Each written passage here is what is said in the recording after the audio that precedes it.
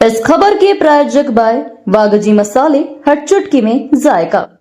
वागजी premix spices. Vijayanagar थाना क्षेत्र में आयोजित राष्ट्रीय विराट स्वदेशी हाट मेले में टेंट लगाने वाले व्यापारियों दिलीप नाहरा और जितेंद्र नाहरा से 33 लाख रुपए की धोखाधड़ी का मामला सामने आया। आयोजक प्रणय पोरवाल ने 8 लाख रुपए दिए, बाकी रोक लिए और मांगने पर मारपीट की। एक महीने थाने के चक्कर काटने के बाद पुलिस कमिश्नर और एसीपी पराग सैनी के हस्तक्षेप पर मारपीट सहित आपराधिक केस दर्ज किया गया। पुलिस आरोपी प्रणय पोरवाल की गिरफ्तारी की तैयारी में है। सामने है 33 लाख रुपए की, क्या है पूरा मामला सर, किस तरीके धोखाधड़ी? ये थाना विजयनगर अंतर्गत थाने परिसर के सामने ही ग्राउंड में एक राष्ट्रीय विराट स्वदेशी हाट बाजार लगा हुआ था दिसंबर माह में।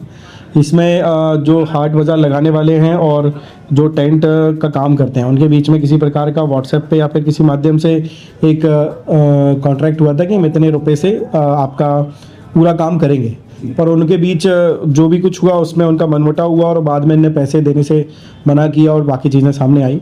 तो उसी आवेदन पत्र जो कि दिलीप नाहर और जितेंद्र नाहर के द्वारा प्रस्तुत किया गया था थाने में, उसी के आधार पर फिर थाना विजयनगर में अपराध प्रणय पोरवाल के खिलाफ पंजीबद्ध कर लिया गया है। कितने लोगों के खिलाफ हो, कितने लाख रुपए का मामला था? ये वर्तमान में तो अभी एक ही जन के खिलाफ हुआ है, प्रणय पोरवाल के खिलाफ।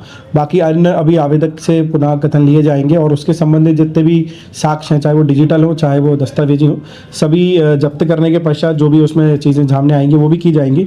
वर्तमान में अभी लगभग इनने 33 लाख रुपए का फ्रॉड बताया है, तो उसके अंतर्गत अपराध पंजीबद्ध कर लिया गया है। और भी लोग हैं सर जिनके साथ फ्रॉड हुआ है इसके अंदर? अभी वर्तमान में और लोग सामने नहीं आए हैं जिनकी तरफ से फ्रॉड हुआ है। फरियादी सर मारपीट की भी कुछ किया गया था कि इनके साथ, इनके द्वारा? हाँ, उसने अपने कथन में बताया, तो संबंधित धाराएं भी विवेचना में पुनर्कथन लेने के बाद सम्मिलित कर लिए जाएंगे। सर काफी समय बाद ये एफआईआर हुई है, काफी परेशान हुए हैं दिलीप नायर, मतलब जन सुनवाई में भी गए और आपके माध्यम से एक एफआईआर हुई है। चूंकि मामला जांच में ही था और काफ़ी सारे दस्तावेज इकट्ठे करने थे, उस समय के दस्तावेज और उस समय के फुटेजेस भी मीडिया के माध्यम से या फिर आसपास के माध्यम से लेने के प्रयास किए गए, परंतु जो भी फिर जांच के माध्यम से सामने आया और जैसे ही जांच में लगा कि इसके संज्ञा अपराध घटित हुआ है और तत्काल फिर पुलिस ने अपराध पंजीबद्ध कर लिया। नहीं, अभी इसमें गिरफ्तारी नहीं हुई, गिरफ्तारी शेष है। बताइए किस तरह की ठगी हुई आपके साथ, कौन लोग थे करने वाले, कहाँ पर आपने सामान लगाया? विजयनगर चौराहे पे 13 से 22 तक एक स्वदेशी हाट बाजार मेला का आयोजन किया गया था। राजेश पोरवाल, प्रणम्य पोरवाल द्वारा राष्ट्रीय स्वदेशी हाट बाजार करके, ठीक है, जिसका टेंट का काम हमने किया था, जिसका इनवॉइस भी उनको भेजा गया था 33,02,242, जिसमें से 8 लाख रुपए दिए। बाकी के पेमेंट के लिए हमें डराया गया, धमकाया गया, हमारे साथ मारपीट की गई और 21 तारीख को ज्यादा ही मारपीट की, जिसमें मैंने 100 नंबर में फोन किया, विजयनगर थाने गया, आपस में समझाया गया, फिर वापिस हम लोगों को भेज दिया, भाई वहां पे एफआईआर नहीं हुई थी। फिर उसके बाद मेरे हर चीज को सुना गया, माननीय कमिश्नर साहब, डीसीपी साहब और एसीपी साहब ने। उसके बाद एफआईआर की गई, जिसकी एफआईआर की